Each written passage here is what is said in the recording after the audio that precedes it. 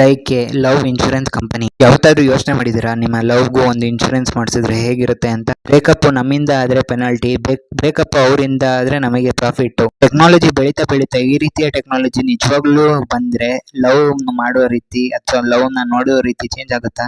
ಬನ್ನಿ ಸಿನಿಮಾ ಹೇಗಿತ್ತು ಅಂತ ನೋಡ್ಕೊಂಡ್ ಬರೋಣ. ಯೂತ್ ಐಕಾನ್ ಪ್ರದೀಪ್ ರಂಗನಾಥನ್ ಮತ್ತೆ ನಿರ್ದೇಶಕ ವಿಘ್ನೇಶ್ ಶಿವನ್ ಕಾಂಬಿನೇಷನ್ ನಲ್ಲಿ ಮೂಡ್ ಬಂದಿರುವಂತ ಚಿತ್ರ LIK.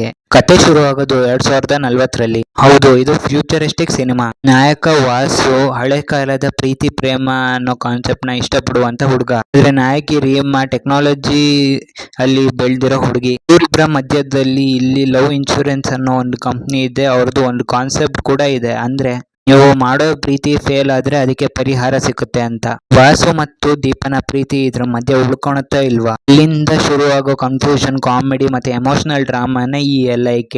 ಮೊದಲು ಪಾಸಿಟಿವ್ಸ್ ಬಗ್ಗೆ ಮಾತಾಡೋಣ.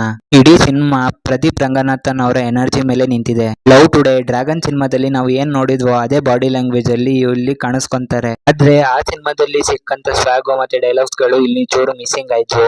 ಕಾಮಿಡಿ ಸೀನ್ ಗಳಲ್ಲಿ ಮತ್ತೆ ಎಮೋಷನ್ ಸೀನ್ ಗಳಲ್ಲಿ ಅವರು ತುಂಬಾನೇ ನ್ಯಾಚುರಲ್ ಆಗಿ ಕಾಣಿಸ್ಕೊಂತಾರೆ. ಗೆ ಅವ್ರು ಮಾಡುವಂತ ತರಲೆಗಳು ತುಂಬಾನೇ ಇಷ್ಟ ಆಗುತ್ತೆ. ಬಟ್ ಅವರನ್ನ ಅವರ ಪೊಟೆನ್ಶಿಯಲ್ ನ ಹೈಯೆಸ್ಟ್ ರೀಚ್ ಮಾಡಿಸೋದಿಕ್ಕೆ ವಿಘ್ನೇಶ್ ಅವರಿಗೆ ಇನ್ನಷ್ಟು ಅವಕಾಶಗಳು ಇದ್ವು. ಸಿನಿಮಾದ ಮತ್ತೊಂದು ಹೈಲೈಟ್ಸ್ ಅಂದ್ರೆ ಅದು ಎಸ್ ಸೂರ್ಯ ಅವರ ಮ್ಯಾಜಿಕ್. ಅವರು ಈ ಸಿನಿಮಾದಲ್ಲಿ ಕಾಣಿಸ್ಕೊಂಡಾಗೆಲ್ಲ ಸಿನಿಮಾದ ವೇಗ ಹೆಚ್ಚಾಗುತ್ತೆ. ಸೀರಿಯಸ್ ಸಿಚುವೇಶನ್ ಅಲ್ಲೂ ಫನ್ನಿಯಾಗಿ ಕಾಣೋದು ಅವ್ರಿಗೆ ಮಾತ್ರ ಸಾಧ್ಯ. ಅವರ ಕೆಮಿಸ್ಟ್ರಿ ಪ್ರದೀಪ್ ಅವರ ಜೊತೆಗೆ ತುಂಬಾ ಚೆನ್ನಾಗಿ ವರ್ಕ್ ಆಗಿದೆ. ಇವರಿಬ್ರು ಸಿನಿಮಾನ ವೈಬಲ್ಲಿ ಎತ್ತಿಡೋಕೆ ಪ್ರಯತ್ನ ಮಾಡಿರೋದು ಸಿನಿಮಾದಲ್ಲಿ ಕಾಣ್ತಿತ್ತು ಅಂತ ಹೇಳ್ಬೋದು. ಕೇವಲ ಪ್ರದೀಪ್ ಅಥವಾ ಎಸ್ ಸೂರ್ಯ ಮಾತ್ರ ಅಲ್ಲದೆ ಲತೀಫ್ ಶೆಟ್ಟಿ ಮತ್ತೆ ಸಿನಿಮಾದಲ್ಲಿರುವಂತ ಸಪೋರ್ಟಿಂಗ್ ಆರ್ಟಿಸ್ಟ್ ಗಳು ಯೋಗೀಶ್ ಬಾಬು ಮತ್ತು ಇತರರು ಕೂಡ ಸಿನಿಮಾದಕ್ಕೆ ತುಂಬಾನೇ ಚೆನ್ನಾಗಿ ಸಾಥ್ ಕೊಟ್ಟಿದ್ದಾರೆ. ಇನ್ನು ವಿಜುವಲ್ಸ್ ಮತ್ತೆ ಕಾನ್ಸೆಪ್ಟ್ ಬಗ್ಗೆ ಮಾತಾಡೋದಾದ್ರೆ 2040ರ ಕಾಲಘಟ್ಟದ ಕಾನ್ಸೆಪ್ಟ್ ಅನ್ನು ತೋರಿಸಿರೋದು ಹೊಸ ವಿಷಯ.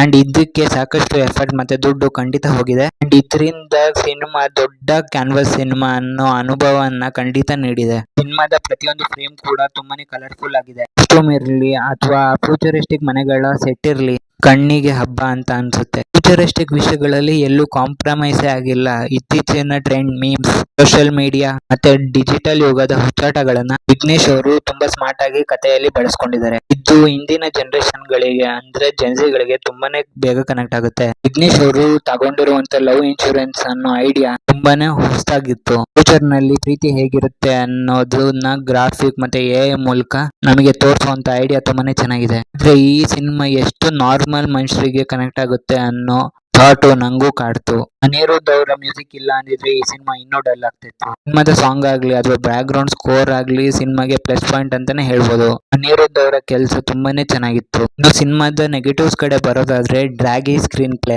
ಮೊದಲ ಹಾಫ್ ಚೆನ್ನಾಗಿತ್ತು ಅನ್ಸಿದ್ರೆ ಸೆಕೆಂಡ್ ಹಾಫ್ ತುಂಬಾನೇ ಡ್ರ್ಯಾಗ್ ಆಯ್ತು ಅಂತ ಅನಿಸ್ತಿತ್ತು. ಒಂದು ಚಿಕ್ಕ ಪಾಯಿಂಟ್ ಇಟ್ಕೊಂಡು ಅದನ್ನೇ ಸುತ್ತಿ ಸುತ್ತಿ ಹೇಳೋಕೆ ಹೊರಟಿದಾರ ಅಂತ ಅನಿಸ್ತು. ಸುಮಾರು 2 ಗಂಟೆ 36 ನಿಮಿಷ ಇರುವಂತ ಈ ಸಿನಿಮಾ ಸ್ವಲ್ಪ ಪೇಷನ್ಸ್ ಅನ್ನ ಟೆಸ್ಟ್ ಮಾಡಿದ್ದು ಸುಳ್ಳಲ್ಲ. ಎಡಿಟಿಂಗ್ ಟೇಬಲ್ ಮೇಲೆ ಒಂದು 20 ನಿಮಿಷ ಕಟ್ ಮಾಡಬಹುದಿತ್ತು. ಅದು ಇನ್ನೊಂಚೂರು ಬೆಟರ್ ಎಕ್ಸ್ಪೀರಿಯನ್ಸ್ ಕೊಡ್ಬೋದಿತ್ತು ಅಂತ ಅನಿಸ್ತು. ಇನ್ನು ಲಾಜಿಕಲ್ ಪಾಯಿಂಟ್, ಸಿನಿಮಾಗಳಿಗೆ ಸ್ವಲ್ಪನಾದ್ರೂ ಲಾಜಿಕಲ್ ಪಾಯಿಂಟ್ಸ್ ಇರಬೇಕು. ಇದು ತುಂಬಾನೇ ಕನ್ಫ್ಯೂಸಿಂಗ್ ಆಗಿದೆ. ಯಾಕಂದ್ರೆ ಸಿನಿಮಾ ಫ್ಯೂಚರಿಸ್ಟಿಕ್ ಅಲ್ಲಿ ನಡೆಯೋದ್ರಿಂದ ನಮಗೆ ಕನೆಕ್ಟ್ ಆಗೋದಿಕ್ಕೆ ಸ್ವಲ್ಪ ಕಷ್ಟ ಆಗುತ್ತೆ. ಬಳಸೋ ರೀತಿ ಅಥವಾ ಇಲ್ಲಿ ಬರ್ಕೊಂಡಿರೋ ರೀತಿ ಕಾನ್ಸೆಪ್ಟ್ ಗಳನ್ನ ತುಂಬಾ ಲಿಬರಲ್ ಆಗಿ ಬರ್ಕೊಂಡಿದ್ದಾರೆ. ತುಂಬಾ ಫ್ರೀ ಮೈಂಡೆಡ್ ಆಗಿ ಬರ್ಕೊಂಡಿದ್ದಾರೆ. ಇಲ್ಲಿ ಬರೋ ಕೆಲವೊಂದು ಕಾನ್ಸೆಪ್ಟ್ ಗಳು ನಮಗೆ ಅರ್ಥನೇ ಆಗೋದಿಲ್ಲ. ಕತೆ ಮುಂದಕ್ಕೆ ಹೋಗ್ತಾ ಹೋಗ್ತಾ ತುಂಬಾನೇ ಫ್ರಿಕ್ಷನಲ್ ಅಂತ ಅನ್ಸಕ್ ಶುರು ಆಗುತ್ತೆ. ಮೇಜರ್ಲಿ ಸಿನಿಮಾಗೆ ಕಾಮಿಡಿಗಿದ್ದಂತ ಇಂಪಾರ್ಟೆನ್ಸ್ ಲವ್ ಸ್ಟೋರಿಗೆ ಸಿಕ್ಕಿಲ್ಲ. ಹೀರೋಯಿನ್ ನ ಕಾಮಿಡಿ ಅಷ್ಟೊಂದು ವರ್ಕ್ ಆಗೋದಿಲ್ಲ. ಕೆಲವು ಕಡೆ ವರ್ಕ್ ಆದ್ರೆ ಕೆಲವು ಕಡೆ ಫೋರ್ಸ್ಫುಲ್ ಆಗಿ ನಗ್ಸೋದಕ್ಕೆ ಪ್ರಯತ್ನ ಪಟ್ಟಿದ್ದಾರೆ ಅಂತ ಅನ್ಸುತ್ತೆ. ಸಿನಿಮಾ ಬಗ್ಗೆ ಮಾತಾಡೋದಾದ್ರೆ ಇದೊಂದು ಗುಡ್ ವಾಚ್ ಅಂತ ಹೇಳ್ಬೋದು. ನೀವು ಏನಾದ್ರೂ ಹೊಸ ರೀತಿಯ ಸಿನಿಮಾ ನೋಡ್ಬೇಕು ಅಂದ್ರೆ ಈ ಸಿನಿಮಾನ ಹೋಗಿ ನೋಡ್ಬೋದು. ಸೊ ನಾನ್ ಸಿಗ್ತೀನಿ ಮುಂದಿನ ವಿಡಿಯೋದಲ್ಲಿ. ಅಲ್ಲಿ ತನಕ keep watching and please subscribe to my channel.